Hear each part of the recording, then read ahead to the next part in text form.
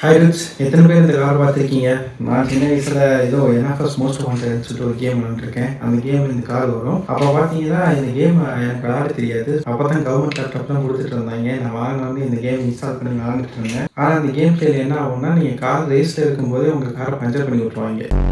ஆனால் என்னடா இது கார் பஞ்சர் ஆகுது, ஏதோ மிஸ் பண்ணேன்னு சொல்லிட்டு அந்த சேம் செக்ஷனையே நான் திரும்பி ப்ளே பண்ணிட்டே இருந்தேன். அப்புறம் கடுப்பாகி என்னடா இது கேமே புரிய மாட்டேங்குது அப்படின்னு சொல்லிட்டு நான் க்ளோஸ் பண்ணிட்டு போயிட்டேன். அப்புறம் ஒரு மாதம் கழிச்சு என் ஃப்ரெண்டுகிட்ட பேசிட்டு இருக்கும்போது அவன் சொல்கிறான், நான் அந்த கேமை முடிச்சிட்டேன்டா அப்படின்னு சொல்லிட்டு. எப்படா முடித்தேன், எப்போ பார்த்தாலும் என்னோட கார் மட்டும் பஞ்சர் ஆகிட்டே இருக்குது அப்படின்னு கேட்கும்போது அவன் சொல்கிறான், அந்த கேம் பிளேவே அப்படிதான்டா. ஃபர்ஸ்ட் எடுத்தோடனே அந்த கார் பஞ்சர் பண்ணி விட்டுருவாங்க. அப்புறம் ஒரு ஹிட் லிஸ்ட் மாதிரி இருக்கும். அந்த லிஸ்ட்டில் 5 பேர் இருப்பாங்க. நீ ஒவ்வொருத்தருடையும் ரேஸ் போய் வின் பண்ணினாதான் கடைசியாக இருக்கிறவங்க நீ பீட் பண்ண முடியும் அப்படின்னு சொன்னான்.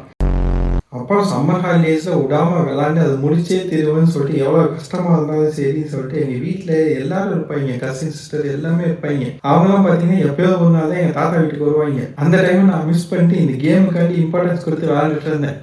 இப்போ நினைக்கும் போது உங்கள் லைஃப்லையும் இது மாதிரி ஏதாவது பண்ணியிருப்பீங்க. கீழே கமெண்ட் பண்ணிட்டு போங்க. பாய்.